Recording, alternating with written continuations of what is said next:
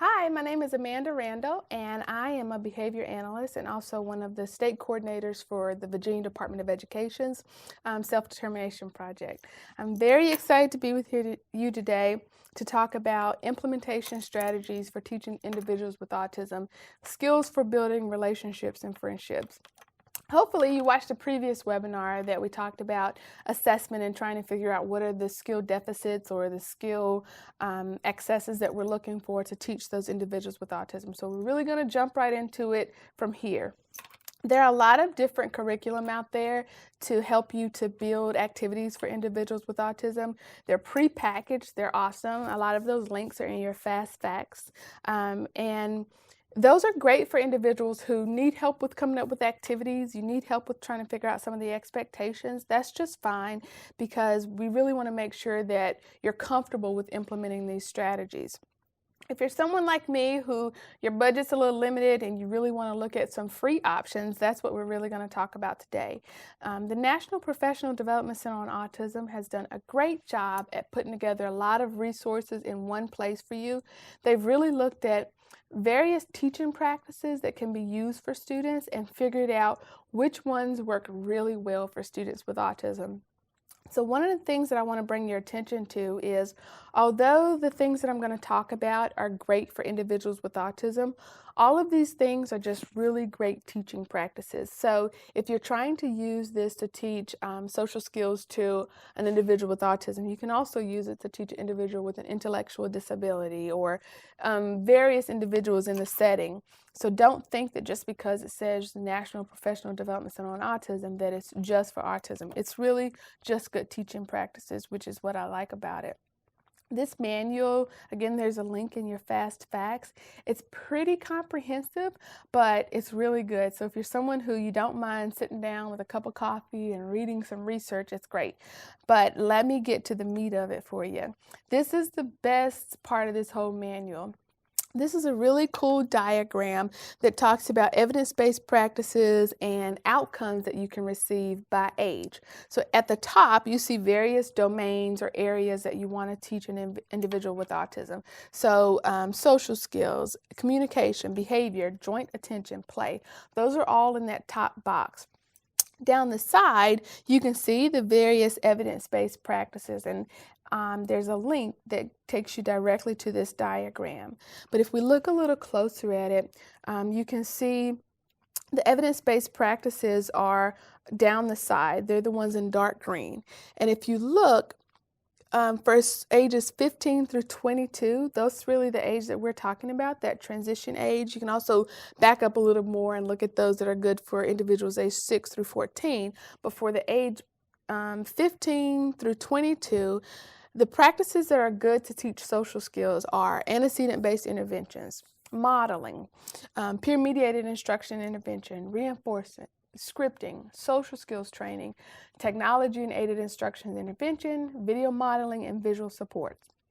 In 45 minutes, we can't talk about all of those, although I wish I could, but those are some of the things that you can also take and package into teaching social skills.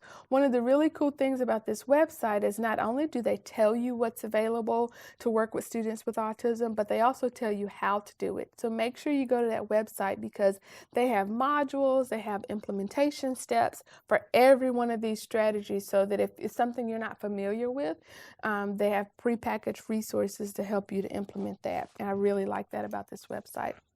The one that we're going to focus on is social skills training, and they define it as a group or individual instruction designed to teach learners with autism spectrum disorders ways to appropriately interact with peers, adults, and other individuals.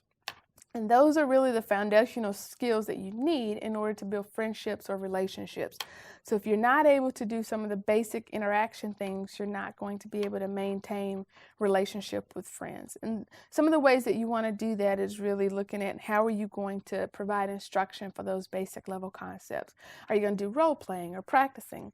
And also making sure that you're giving them feedback as often as possible. When you're instructional setting, and if we go back to the example of adding 2 plus 2, if they put 5, you're going to correct them right then and there. The same with social skills training. If you're teaching them a skill and they exhibit the wrong skill, you want to correct them right then so that they can become more comfortable with exhibiting the right skill.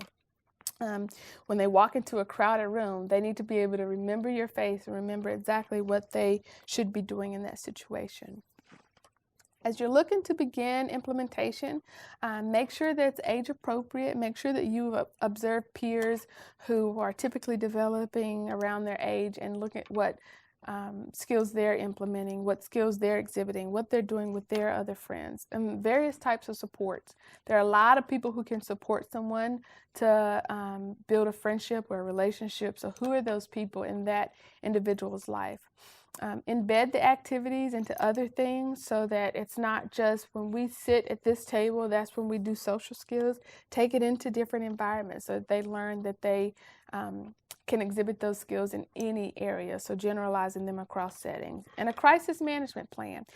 For individuals with autism, as we talked about before, you're probably going to be pushing them outside of their comfort zone. You may see some behaviors that you don't want to see. You may see that individual become anxious or become overwhelmed. So make sure you have a crisis management plan so that you can be prepared to remove yourself and remove that individual from whatever social environment that is, but also teaching them crisis management so that if they get into a social situation or get into a relationship with a friend that's not safe, they know how to exit.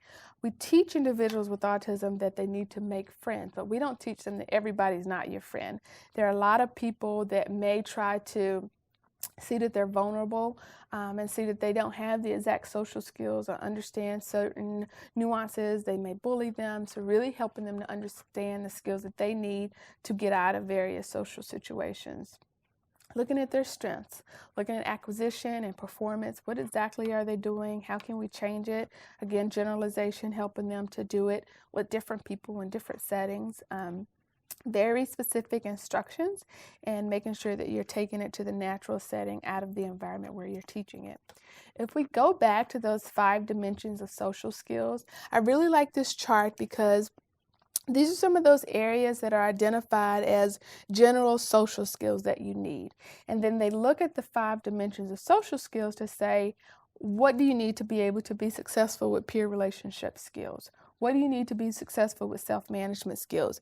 You need to be able to use appropriate loudness and tone of voice. You don't need to talk too loud, but you don't need to talk too soft because people need to be able to understand you. So if you're trying to get someone prepared to transition into the work setting, those are all things that they have to be able to do. Because if you want to maintain a job, you need to be able to maintain the appropriate voice. You need to be on time. So all of these social skills are things that are foundational for them to be able to maintain a job. Encouraging everyone to participate, learning and using people's names. That's something that we take for granted because we meet somebody and we may remember their name or we may be able to say, oh, I'm not good with names, but I'm really good with faces. Well, if you're not good with either, that's not going to work out well for you. So you need to be able to try to learn names and remember that when I meet somebody, even if I have to say the name twice, what are some strategies that I can remember the name? For me, I always try to associate that person with someone that I already know. Or if I meet someone named Bell, I'm like, okay, I grew up on Bell Street. That's Bell. Try to teach them strategies to make associations and remember things. So these are some of those dimensions that are really going to give them some of those transition age appropriate skills that they need. So if we go back to the steps for implementation, the very first thing is identifying the target skill or behavior. We've already done that, collecting baseline data, and that's what we talked about with the interview and the assessment and the questionnaires. Now we want to really establish a goal. So we're going to still look at Nick and Larry and determine how can we establish some social friendship relationship goals for them. And determine the environment for implementation. Are we going to do it in their school? Are we going to do it in their home setting? And then we're going to, again, collect the data and monitor for progress. The key to any skill that we're teaching to our students is to practice. Practice, practice, practice. If we're going to teach someone how to play the guitar, we would make sure we practice with them, right? We would teach them the notes. We would recognize that there are certain prerequisite skills that they have to have. I have a guitar in my closet that I've told myself I was going to learn how to play 6 years ago. I can't read music. So the book that came with it to teach you how to play the guitar, you have to know how to read music. So I decided, okay, now I have to learn how to read music. So we have to look at those prerequisite skills for social skills as well. Sorry about that. So thinking about what do I need to teach them first before I can teach them how to play the guitar? What do I need to teach them first before I can teach them to have a friend? Do it across environments. Do it across various skills. So try to practice those skills in different settings and constantly. When you set an expectation for a student, maintain that expectation. If you've taught them to have eye contact or greet you when they walk into your classroom, maintain that. That's the new expectation, so make it constant for them. If we go back to Nick, remember Nick was a 17-year-old student in high school. He's a part-time community college student. He lives with his mother. Some of the things that we talked about with Nick is that he has some friends. He's interested in music and Formula One racing and electronics. He has a girlfriend. He's preparing to graduate soon, and he likes to meet people online. He also needs to have more social opportunities. One of the things to remember with your students is if they have a particular interest, either really do your research or stay away from it. Because the thing with some of our individuals with autism is we can look on a one-page blurb about what Formula One racing is, but we don't really know Formula One racing like Nick does, because Nick is sort of a researcher of Formula One racing. So try to figure out some things that you can have them have natural conversations with, and don't try to fake it, so to speak, to have conversations with them, because then you're going to get to a level of conversation where, again, they're going to get into excessive speaking or into an area where it's probably more uncomfortable for you because you can't keep up with the conversation that they're talking about. If we look at the evidence-based practices, those skills for Nick are here in the social area. And so over on the other column to the far left, you see all of the options that we have for trying to change those behaviors that we're looking for. Particularly for Nick, we're going to look at the social skills training, but you can also bring into account video modeling. Maybe that's something that I can use. Antecedent-based intervention, you always want to do that, because how can you manipulate the environment so that you see those social skills that you're looking for? Modeling, there's an expectation that you're setting for the student. How are you modeling that behavior so that they always show it, so that they see it in you? Peer-mediated instruction and intervention, and that's going into the environment and trying to determine who are some friends or who are some people that they could talk to. In the previous video, Nick talked about having a friend in community college. Maybe that's someone who, through self-management, he can practice some of those skills that he's learning. Reinforcement, I think this is the most important, because you have to reinforce these skills. If you're setting the expectation that they walk into the room, that they make eye contact, you have to be able to reinforce those skills. Scripting, if you teach them a script, I really like scripting, but you have to really think about that individual and think, will they be able to go off the script if they need to? Because a script that you and I have taught that individual and we've learned it, that doesn't carry over into a lot of social situations. When you get beyond the first hi, how are you, which is like the quick elevator talk, other than that, very few times in life does life operate in a script format. So scripting, just be very careful that you don't try to have them rely on scripts too much. Social skills training, which we're going to talk about. How can you use technology? Technology is great, especially for those individuals who are nonverbal, who have some problems with trying to be verbal.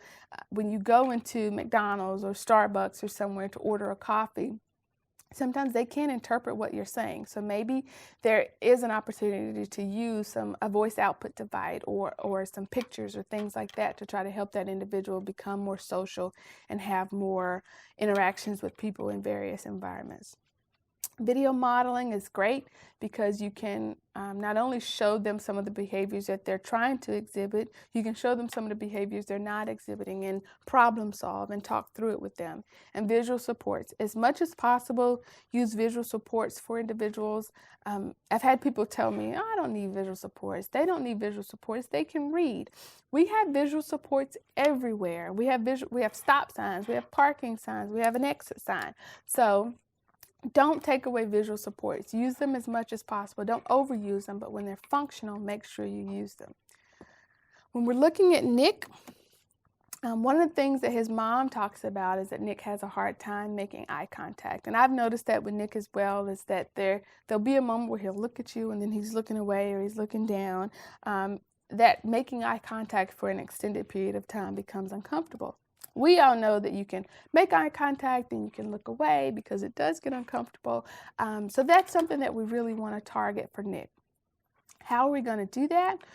We can do that in the classroom setting. We can do that through social outings. We can do that through just figuring out ways for him to practice more. So the first thing you're going to do is look at your baseline data. For the baseline data, you're going to have to go back to the assessment videos because that's where we really did our first interview of Nick. You can also look in the Fast Facts to look at the questionnaires where he answered. But for a goal, we're going to say Nick will improve his ability to look directly into other's eyes. That's a really good goal because it's pretty specific. What do you want Nick to do? Look into others' eyes. The other goal will be to improve his ability to hold eye contact for an appropriate amount of time. We added that goal because he can look at someone's eyes, but can he do it for an appropriate amount of time? We don't want him just staring at everybody when he looks at them, but we also want to help him to make that eye contact become more natural. The next thing that we're going to look at is where are we going to do it? Are we going to do it in a classroom setting, at social outings? These are the two areas that I think are very important. For Nick, he talked about he's not very favorable of the classroom setting in high school, but he is favorable of the classroom setting in his college environment. So maybe that's where we're going to look at teaching those skills. Nick is a very high-level thinker. He's a very smart individual. He has a lot going for him. So I think self-management is something that we could definitely try with him. If we went back to that list of skills that are options for teaching social skills, self-management is definitely one of those. And self-management, I think, is very important because that carries over into real life. There are certain things that you do that you say, okay, I can't do that in that setting. If you're someone who you bite your nails or you tap your foot or you may look around, you're aware of those awkward social things that you do. And when you're in certain settings, you can say, don't do that right now.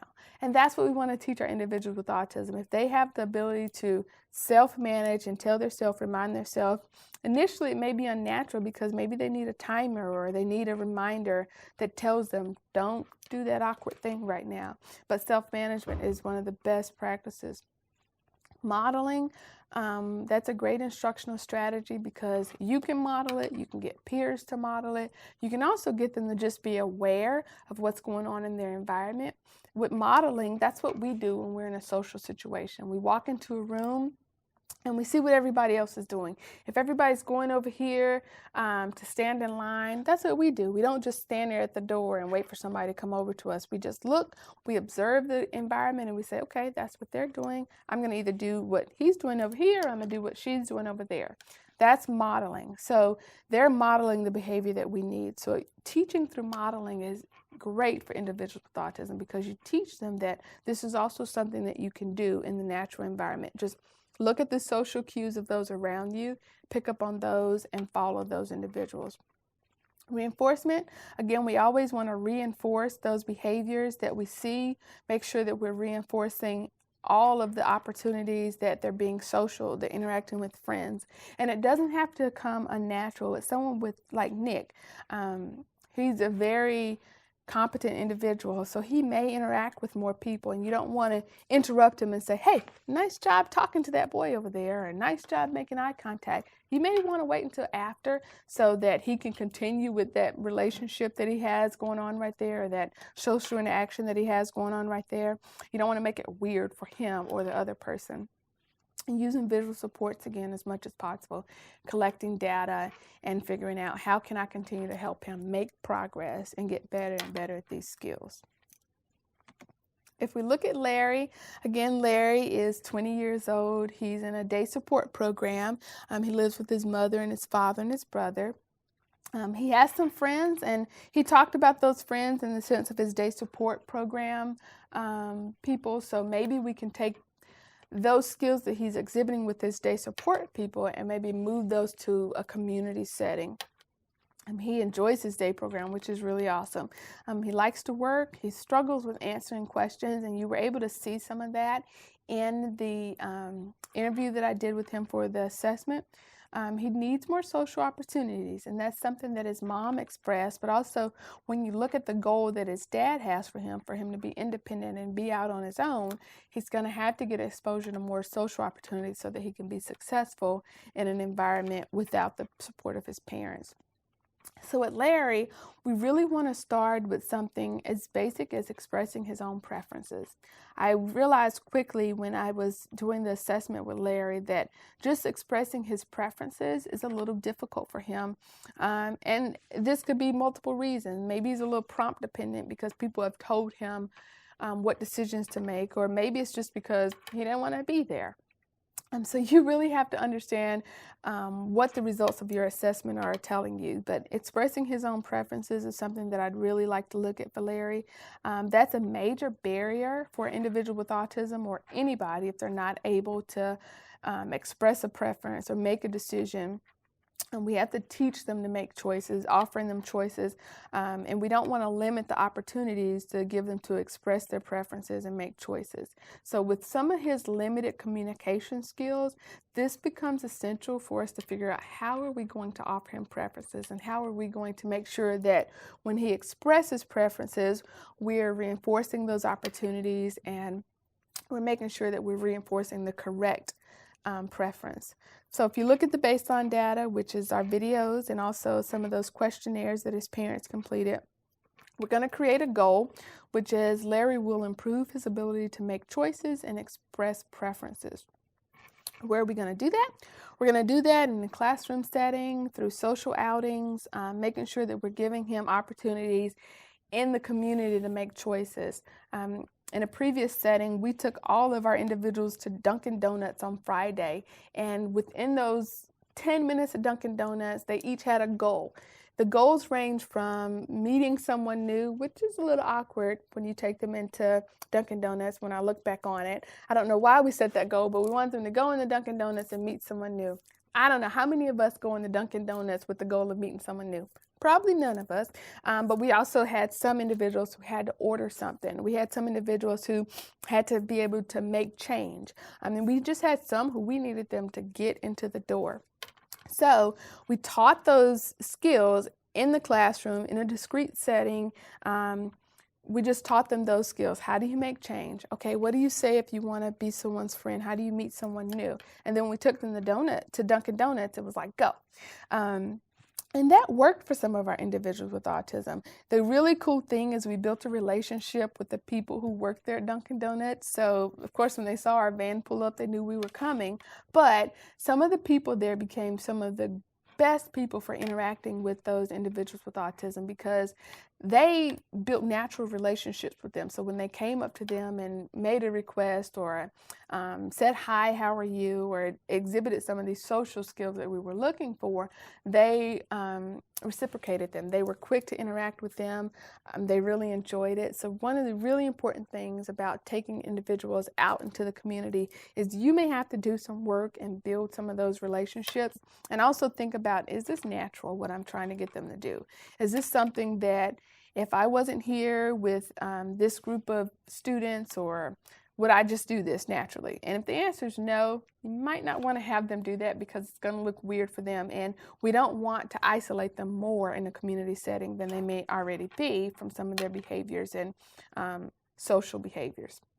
So with Larry, one of the things that we can do is peer-mediated instruction. And I love this because it takes two people, one who does not have autism and one who does have autism, and you allow them to teach the other. And when I say teach, they teach each other because the individual without autism really learns to be a lot more tolerant of autism, and the person with autism learns some of those typically developing skills that they need from their peer. And peer is a term that's used loosely. If they're in an employment setting, you can use one of their co-workers. Peer is just a term to say someone else who is age appropriate and can offer them some skills that they may not have. modeling, showing him the behavior of making choices, offering him choices, reinforcing it, reinforcing every opportunity you can of him making a choice or saying a preference. So making sure that if he makes a choice or if he tells you his preference, that you reinforce it. Nice job, Larry. I like the way you made that choice. I'm going to give you this coffee because I know you chose coffee over water and you really like coffee.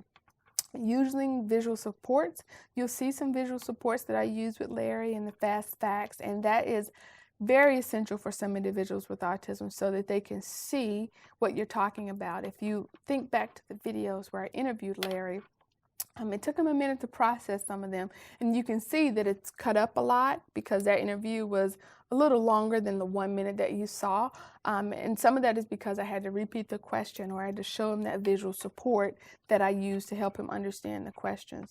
And the same with Nick, you're going to collect your data and progress monitor. So if I'm trying to teach him how to make choices, how often is he making choices now? And now that we've been implementing this visual supports and implementing some peer-mediated instruction where his peer is trying to get with him and help him make choices, where is he now? How often is he making choices? Is he doing it in the natural environment? Is it starting to generalize so that he knows when he has the option to make choices?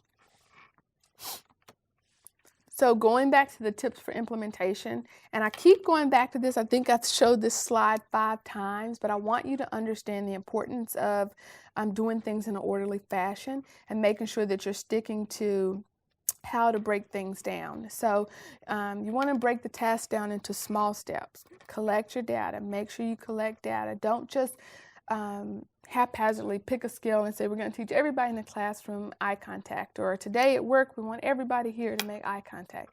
That's not going to work. You have to break it down into smaller steps and decide, is that a skill that that individual actually needs? Build on their strengths and look at their deficits. Pick the peers. Don't handpick, cherry pick, whatever you want to call it, the person who you initially want to teach the skill with, because it's really important for it to be someone who already likes that individual. If there's someone who walks right past that individual with autism at work and never makes eye contact with them, could care less that they're even there in the environment, that's not the person you want to pick to try to teach them new skills. You want to pick someone who cares for the individual so that it becomes a natural relationship, and make it fun as much as possible. Make sure that it's engaging for the individual with autism. It's fun for them. They love it. Because that's the only way that it's going to sustain and last over time.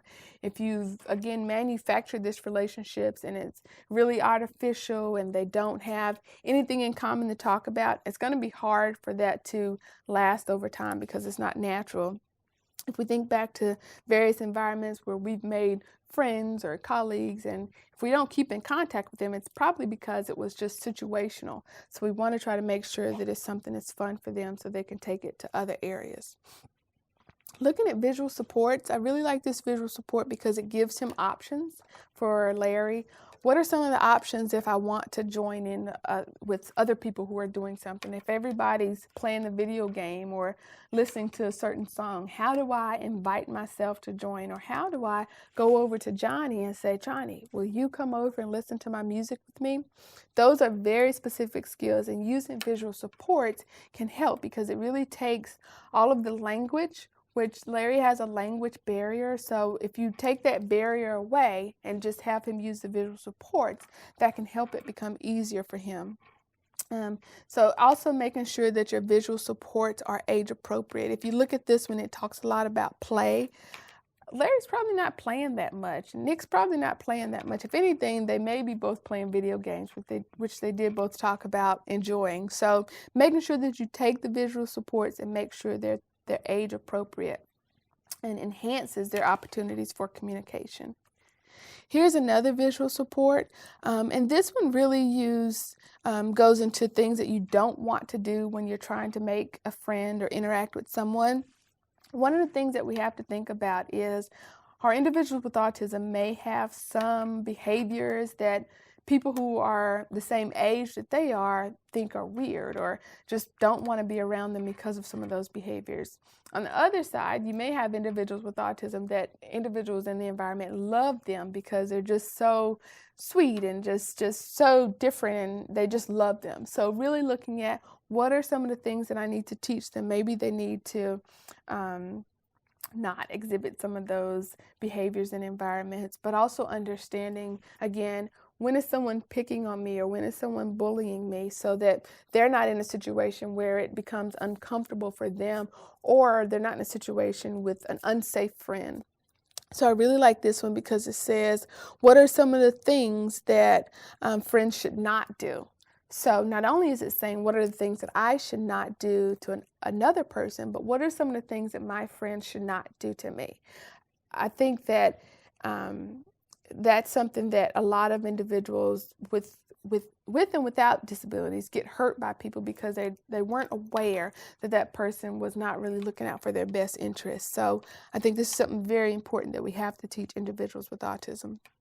So, and then on the other column, you'll see friendship tips. So what are some of the things that I need to do? I need to stop and think. Maybe I need to mind my own business. And I really like that MYOB because there's a time when you just have to walk away and mind your own business. Inside voice, pay attention and listen, stay on topic, keep my personal space, and nice eyes. And this I think is cool because it moves away from eye contact, but says, what are nice eyes? And you would have to define this for the individual with autism. So maybe it's not making crazy eyes and staring at you the whole time, but this is a visual support for someone like Nick. If he needed this, I would put it on his cell phone because that's something that's not weird. How often do you pull out your cell phone and just look at it? It's no longer awkward. It's something where you can have a reminder there and just remember, okay, I'm about to go into my study group with all my college buddies. What are some of the things I need to make sure I remember when I'm in that college group? For someone like Larry, maybe he can have it on his cell phone as well, or maybe he needs the actual check-off sheet so he can check off, yes, I'm doing that. Yes, I'm having an inside voice. You can also use it as a reminder for someone like Larry. Hey, Larry, look at this. Are you having an inside voice? Are we staying on topic? Is that what we're talking about right now? So really thinking about how can you use visual supports to the advantage of the individual with autism. This is a one-pager, and again, I am one of the state coordinators for the Self-Determination Project, and this is one of my favorite tools because it looks at the individual in a positive way. What are some of their strengths? So when you're trying to implement social skills, if some of Nick's strengths are English, social studies, learning, and writing poetry, maybe a poetry group may be something that he's really interested in, and maybe that's a place where he can go in and build some natural relationships and see that he's really being successful.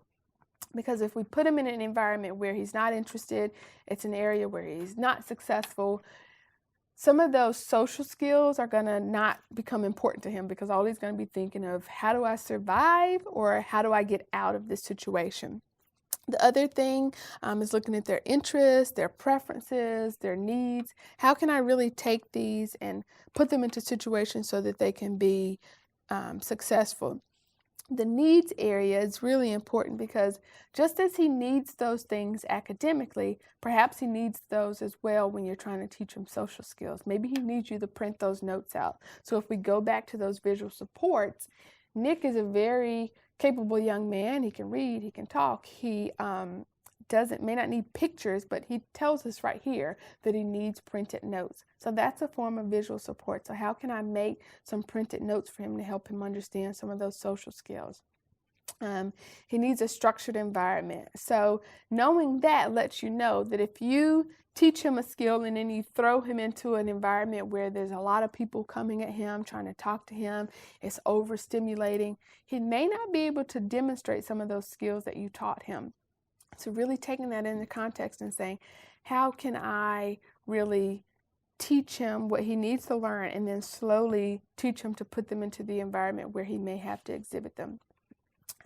Depending on the type of person you are, I used to be the type of person where I could have a million people around me and the only thing that I know is what's going on right here in front of me, and I'm going to have a blast. In the last couple years, if there's a million people around me, all I can look at is the exit sign and try to figure out, how do I get out of here? So you really have to determine where that individual is at that moment and determine where are they the most comfortable. How can you teach them to function where they want to function, because maybe they will never want to go to a concert with a million people. Don't force that on them. So really trying to keep it natural to who they are. When you looked at the videos of the parents, it was very important to see what they thought were strengths for their child, but also to see what they thought were goals for their kids, and also what deficits they had. The parents are some of the most important people that you're going to bring into building social skills and building friendships and relationships for individuals, no matter what age they are, because if they're still involved in their child's life, they can help to advocate for their child. And I say child to say any age, because I'm still my mother's child at my age. So they can help advocate for their child. They can be social coaches. Maybe they can take some of those skills that you've put into the form of a visual support, and when they're at church, they can coach them to exhibit some of those skills, or to talk to that one person over there who always tries to interact with them, but they really don't know what to say. So, hey, go talk to Sarah. She always tries to talk to you. They're really good social coaches. They can create social opportunities. If you say, we're going to start on a new job at the hospital next week, and I really want you to just take him to the hospital and let him mix and mingle in the lobby, or I want you to take him out and let him mix and mingle with more people, so that when he goes to his new job, he's not as uncomfortable. So they can really help create some of those social opportunities for you. They observe their student in various settings, so they know some of the problems that you might have when you take them into these social settings, where they can tell you some of the problems that they've seen occur time and time again when they try to have a relationship, and maybe that relationship isn't as successful as we want it to be. When you're looking at the long-term outcomes, we really want individuals with autism to be able to recognize and manage their emotions.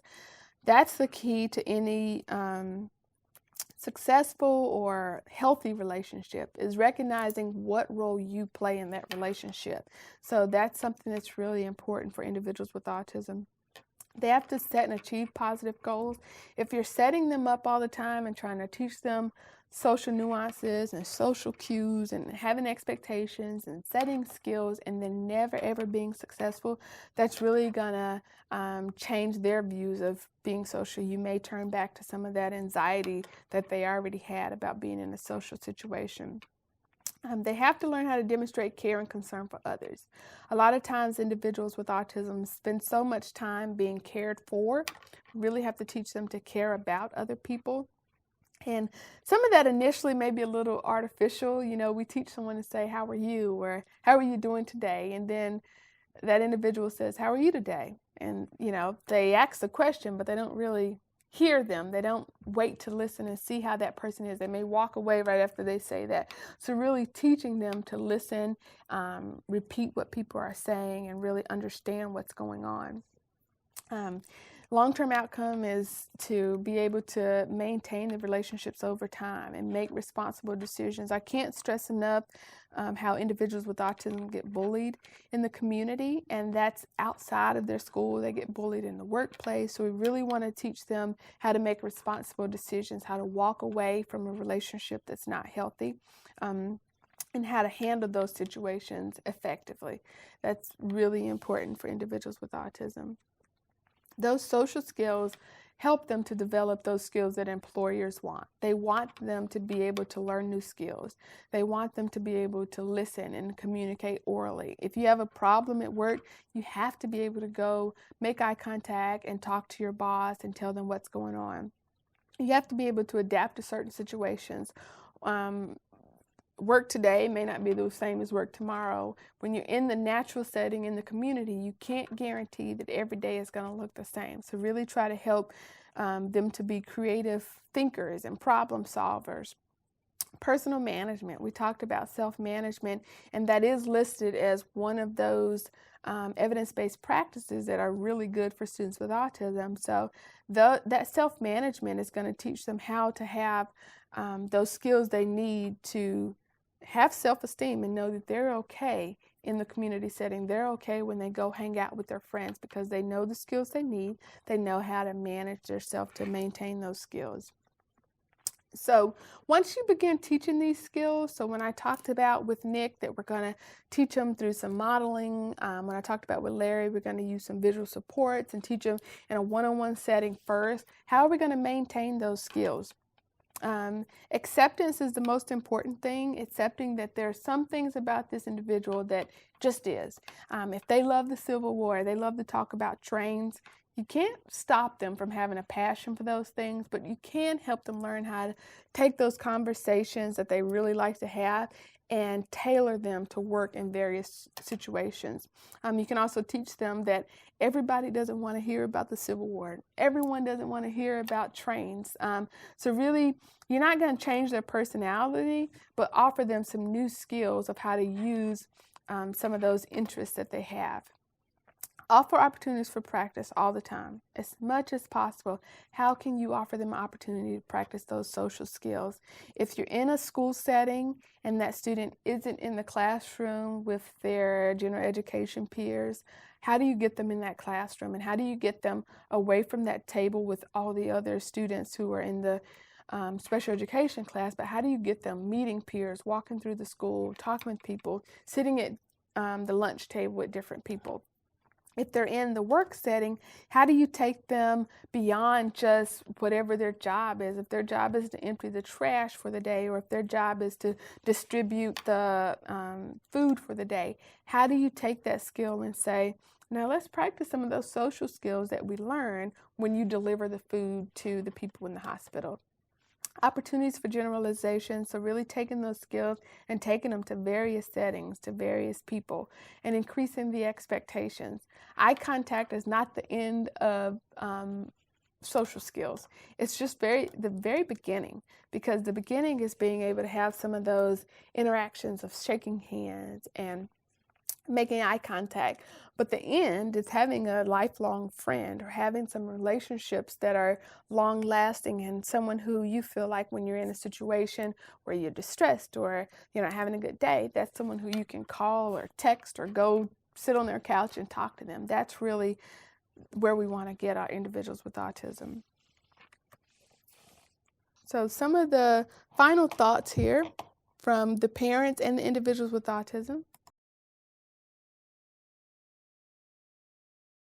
That those people need to be put in situations where they can fall without completely busting their face.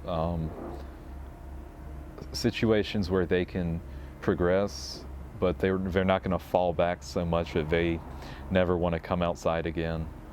In elementary school, my best friend, we became friends because my guidance counselor, she was his mother, and she took us both out of the classroom, put us in her office, and said, "Here, play with Legos." And one way it could have went is that it was weird and we just played with Legos and never spoke again. Or we become friends because we make jokes about playing with the Legos, because we made penguins and we made them jump off of the tower, and we would pretend to be a news reporter saying, "Another penguin has jumped off," and we thought it was funny. So, and if we hadn't done that, I would have never talked to him again. He'd just be another person like he always was. No harm, no foul. So just things like that, and adapting it to where that person is in their development, so that they're not hampered by that one time, that they're able to progress further and further. It needs to start early. It needs to start in elementary school, even if you set them up with friends. You may see that they're talking to somebody in the lunchroom, but look at that playground. Where's that kid? Is he the last one picked? You need to make sure they're engaged with your kiddo, that they understand what his unique abilities are, his disabilities, but focus on, what they're good at. Don't worry about what they're not good at. But don't let them be the ones sitting at the edge of the ball field or the last one picked. Get out there and, talk about it. have a class and talk about, their uniqueness and what other kiddos can do to help them. And otherwise, they feel so isolated. I would like to add that people with disabilities and social relationships should go hand in hand, because they really need that relationship with another person. Should have friends of their own and everything. And like normal kids, normal adults, they have that relationship with other people. Young people with disabilities should have that same relationship, social relationship with their peers. One of the things that I find that doesn't happen in the educational environment is that students in special education are socializing with mainstream students, and that's important because the whole world is not separated between special education and mainstream. It is important for our youth to be able to talk to anybody, and that is something through the school activities. It should be something that starts early on, 14, even junior high school age. Start the conversation with their parents or their caregivers early enough where they can embrace it, where they can find activities to encourage it. So often we want the special ed activities, or we want the disability activities only, but we need to also think about how our youth will interact in the mainstream world. Transitioning and social skills with young adults is a process. It's not an overnight, and it's important to get the team to work together on the same process. Those friendships and relationships that those parents are referring to, those only come if the students have the ability, the social skills they need to try to build those friendships and relationships. You really have to make sure that you're teaching those skills so that they can get to those higher level of friendships and relationships. They don't just happen overnight. It takes a lot of time. For all of us who have really good friends know that it took us a while to build those relationships. One of the things I want you to do, I really love this website called understood.org, and it's a website that have a lot of opportunities for you to try to really see the disability from the point of view of the individual with the disability. So what I want you to do is right now, cross your arms fast. Okay? Now look at how you crossed your arms, uncross them, and I want you to cross them the other way. How did that go? You had to sort of think about crossing your arms the other way. What I want you to do is from now on, cross your arms the other way for the rest of your life. And you're thinking, wow, why? But if you cross your arms the other way, you're thinking like an individual with autism. You're thinking, that doesn't come naturally. I have to really think about it. So the same is with our individuals with autism. We're asking them to change what they're doing naturally and all of a sudden do something different. We're asking them to cross their arms a different way for the rest of their life. Whereas these individuals are between the ages of 15 and 22, maybe older, and they've been crossing their arms with the left hand on top for years. It's not going to happen overnight. You have to teach them how to change those behaviors. We have to teach them to become comfortable with crossing their arms the other way. So it's going to take a lot of support from you, a lot of support from the parents, and a lot of changing what you do and how you interact with the individuals. The main thing that we want to do as providers is try to help the last day of school look like the rest of their life. There are a lot of goals that the parents have for their child, or a lot of goals that you may have for that student when they're trying to get a job, when they're trying to get their first girlfriend, or when they're trying to even make a friend. So you really want to try to say, how can I make today, when they're leaving me, look like the rest of their life? How am I giving them the skills they need to have a family? How am I giving them the skills they need to maintain a job? So with that being said, I hope you will look at all the resources that are in the Fast Facts. I hope you'll email me questions if you have questions. This is just a brief overview, but I think it's something that can really help your students with autism prepare to have more successful relationships and friendships. So thank you.